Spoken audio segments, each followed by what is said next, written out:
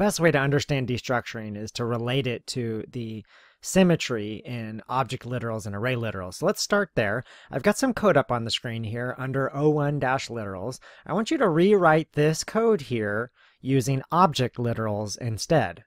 Now this code itself might be somewhat weird because you've probably never seen somebody use new object to create an object, though you can certainly do that. You can even see here that WebStorm is suggesting that we replace this with an object literal. So go ahead and convert this code here, all the code between lines 4 to 11, into using the object literal notation instead. The difference with object literals, we can cut out quite a bit of verbosity. So to declare a person object, we start with curly braces.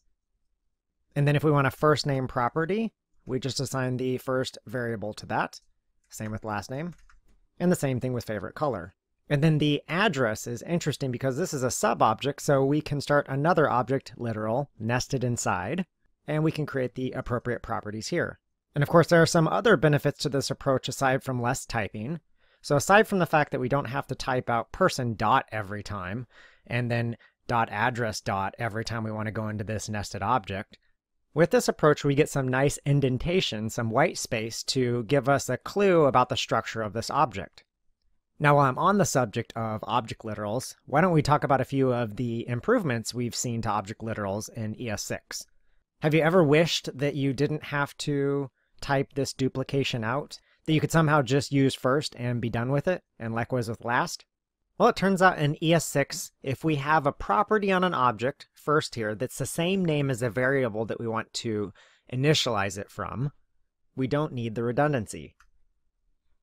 We can just simply define first as the property name, and that property will be initialized from the first variable in the scope. Same thing with last here. So in this case, first and last will be created from these variables up above. There's another improvement when it comes to defining methods. Go ahead and pause the video right now and create a method here that displays the full name of a person. So just do that with the object literal here. So here's what this might look like.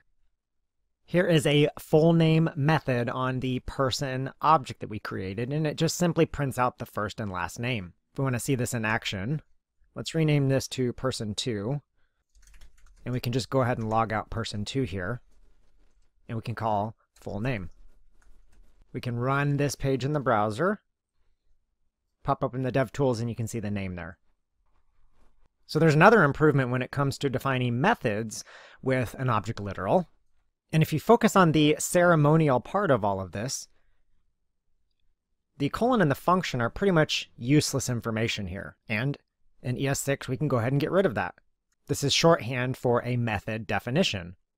We can toggle back to the browser and reload, and our method still works. Now there's one other improvement I'd like to touch upon with object literals. In the past, we've had to stick with static names that we know at compile time, for example, first and last and whatnot, but we might not always know what name we want to use.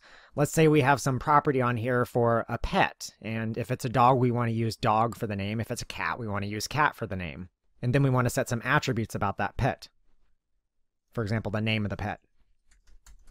So we could actually refer to what's called a computed property name here, and that might be some variable that we reference then.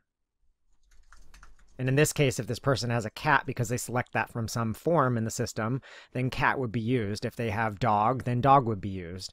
If we want to see this, we could log out